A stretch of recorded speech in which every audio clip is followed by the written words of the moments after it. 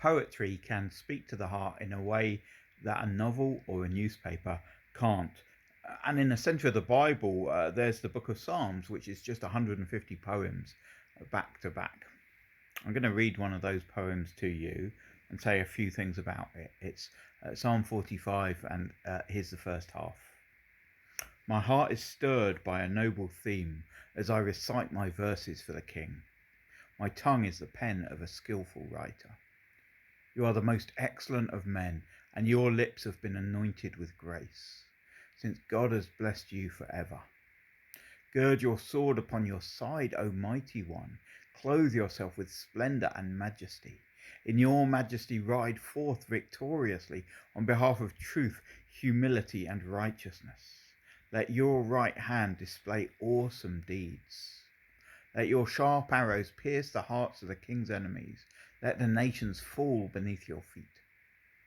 Your throne, O God, will last forever and ever. A sceptre of justice will be the sceptre of your kingdom. So here's how the poem begins. My heart is stirred by a noble theme as I recite my verses for the King. This poem is about a noble theme, an important subject. It's about the king. In that ancient society, you couldn't really write about anyone higher. And the thing that he writes about the king are noble and important as well. Here's the main theme for the first half, that the king is a mighty, fearsome warrior. He goes out to war and he's victorious in battle. It might seem strange to call war a noble theme because, well, war is something terrible, but actually sometimes it is necessary. And in this case, it definitely is, because we're told that this king is one who loves righteousness and hates wickedness. He's not going to go to war as a land grab or to make sure that he gets re-elected.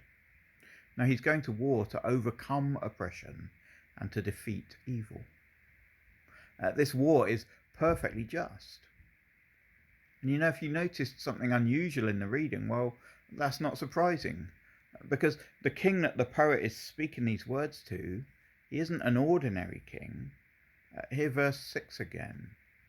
Your throne, O God, will last forever and ever. The poet is speaking to God himself. See, the king of this psalm is more than just a human ruler. He's the divine Lord. He's the one in charge of all things, who made all things, and he is the one who is totally holy. Here's the second half of this poem, Psalm 45. You love righteousness and hate wickedness. Therefore God, your God, has set you above your companions by anointing you with the oil of joy. All your robes are fragrant with myrrh and aloes and cassia. From palaces adorned with ivory, the music of the strings makes you glad. Daughters of kings are among your honoured women. At your right hand is the royal bride in gold of Ophir. Listen, O daughter, consider and give ear. Forget your people and your father's house. The king is enthralled by your beauty. Honour him, for he is your Lord. The king is a powerful and fierce warrior who goes out to battle and defeats evil. Maybe you recognise those truths about God. God is powerful, God is holy, and he will defeat evil. But perhaps that doesn't make you want to come to him. I mean, after all, not many of us want to run towards a soldier, do we? That's a dangerous idea. But actually, that's why it's great that we have this second half of the psalm, where the very same king is described as someone wearing robes that are fragrant with myrrh. What's that saying? Well, it tells us that the king is so wonderful that even his clothes smell good.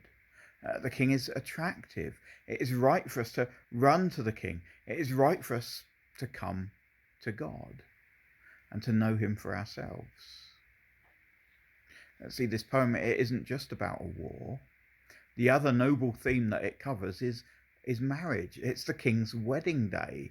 That's what the psalm tells us. So as I finish, let me ask, do you know these two truths about God?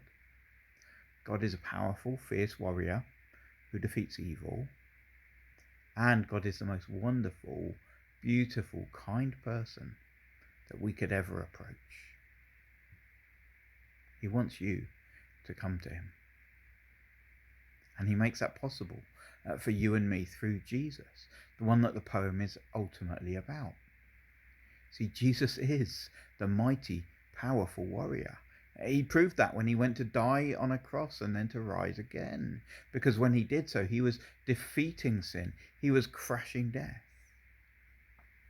And Jesus is also the most wonderful, beautiful, kind person that we could ever approach. He's the one who calls us to himself and promises to protect us and forgive us and love us. And so no wonder the poet says, honour him, he is your Lord. Will you trust him? Will you honour him?